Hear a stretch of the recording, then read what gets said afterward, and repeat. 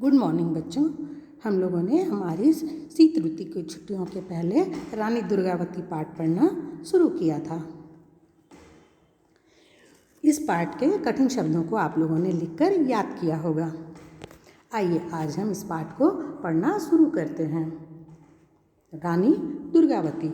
तो बच्चों, रानी दुर्गावती एक महान वीरांगना थी जिनके शौर्य की कहानी पूरे मालवा में या पूरे मध्य प्रदेश के अंचल में यह राज्य करती थी और वहाँ सभी जगह इनके शौर्य की गाथा फैली हुई थी। ये एक बहुत ही बहादुर और साहसी महिला थी।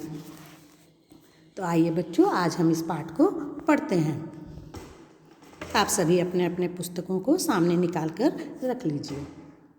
जिस समय अकबर की यश पताका हिमालय से बंगाल की खाड़ी तक फहरा रही थी, उस समय जबलपुर के पास एक छोटे से राज्य गढ़मंडल में एक रानी के स्वातंत्र्य की अग्निशिखा भी दूर दूर तक अपना प्रकाश फैला रही थी। तो बच्चों, जिस वक्त हमारे भारतवर्ष में अकबर का राज्य चारों ओर फैला हुआ था, हिमालय से बंगाल की खाड़ी अर्थात उत्तर से लेके नीचे दक्षिण तक, तब उस समय में जबलपुर के पास एक छोटा सा राज्य था गढ़मंडल। वहाँ वह रानी स्वतंत्र होकर अपने राज्य चला रही थी। बड़े बड़े प्रतापी राजा जिस बल विक्रम को न सह सके थे, उस बल विक्रम की अवहेलना गढ़मंडल की यह वीर नारी निडर होकर कर रही थी। अर्थात बड़े बड़े जो बहादुर राजा थे वे भी अकबर से डरकर उनके अधीन हो गए थे। परंतु उनके बहादुरी की कहानी सुनने के बाद भी गढ़मंडल की यह रानी निडर होकर अपने राज्य में राज कर रही थी और इनका नाम था रानी दुर्गावती। दुर्गावती कन्नौज के राजा चंदन राय की पुत्री थी। तो बच्चों, यह राजा चंदन राय की एकमात्र पुत्री थी। जब वह विवाह के योग्य हुई तब उसके पिता ने राजपुताने के राजकुमारों में योग्य वर की खोज का प्रयत्न किया। तो जब यह बड़ी हो गई तब उनके पिता ने राजपूतों के बीच ही राजकुमारों की खोज प्रारंभ की उनका विवाह करने के लिए। परंतु दुर्गावती गढ़मंडल के स्वामी दलपति शाह की वीरता पर मुग्ध थी। परंतु जो यह दुर्गावती थी वह गढ़मंडल के राजा दलपति शाह की वीरता पर मुग्ध थी।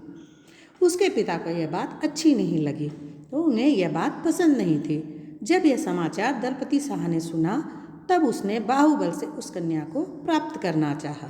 तो बच्चों, जब राजा दलपति शाह ने यह सुना कि दुर्गावती जो कन्नौज की राजकुमारी है वह उनसे विवाह करना चाहती हैं, तब वह युद्ध करके उन्हें प्राप्त करना चाहा। चंदन राय और दलपति शाह में घोर संग्राम हुआ। अर्थात दुर्गावती के पिता चंदन राय और राजा दलपति शाह के बीच युद्ध हुआ। अंत में विजय दलपति शाह की हुई और वे रानी दुर्गावती को अपने राज्य गढ़मंडल में ले गए। गढ़मंडल में पहुंचकर दुर्गावती और दलपति शाह का विधि पूर्वक विवाह हुआ। तो वहां जाकर उन्होंने उनके साथ विवाह किया। कुछ समय पश्चात उनके एक पुत्र उत्पन्न हुआ जिसका नाम वीर नारायण रखा गया। जिस समय वीर नारायण केवल 3 वर्ष का था, गढ़मंडल का राज सिंहासन सूना हो गया। तो बच्चों, जब वह उनकी शादी के पश्चात उन्हें एक पुत्र की प्राप्ति हुई जिसका नाम वीर नारायण रखा गया। लेकिन जब वीर नारायण सिर्फ 3 वर्ष के थे, उस वक्त उनके पिता की मृत्यु हो गई। तब रानी दुर्गावती अपना राजकाज स्वयं देखने लगी। वे प्रजा के सुख दुख का खूब ध्यान रखती। तब उनकी मृत्यु के पश्चात रानी दुर्गावती अपना राज्य संभालने लगी और वे अपने प्रजा का खूब ध्यान रखती थी।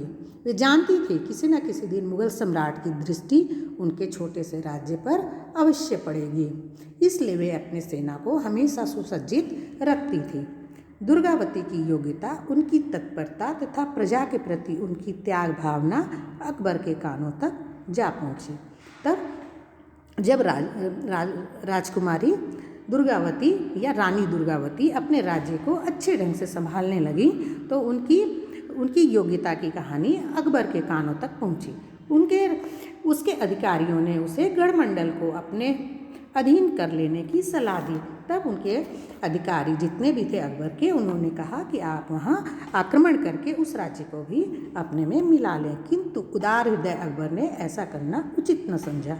परंतु अकबर ऐसा करना नहीं चाहते थे। बाद में अधिकारियों के बार बार परामर्श देने के पर अकबर तैयार हो गया। लेकिन जब उनके अधिकारी बार बार उन्हें यह सलाह देने लगे कि वह उस राज्य पर आक्रमण करके उसे भी आप अपने में मिला लें, क्योंकि वहाँ एक रानी वहाँ राज्य करती है जिसे कि वे कम आंकते थे, तो राजा तैयार हो गया। तो बच्चों, आज हम इतना ही पढ़ेंगे। आप इस पाठ को ध्यानपूर्वक पढ़ें और इसके कठिन शब्दों को लिख लिख कर याद करें। धन्यवाद बच्चों।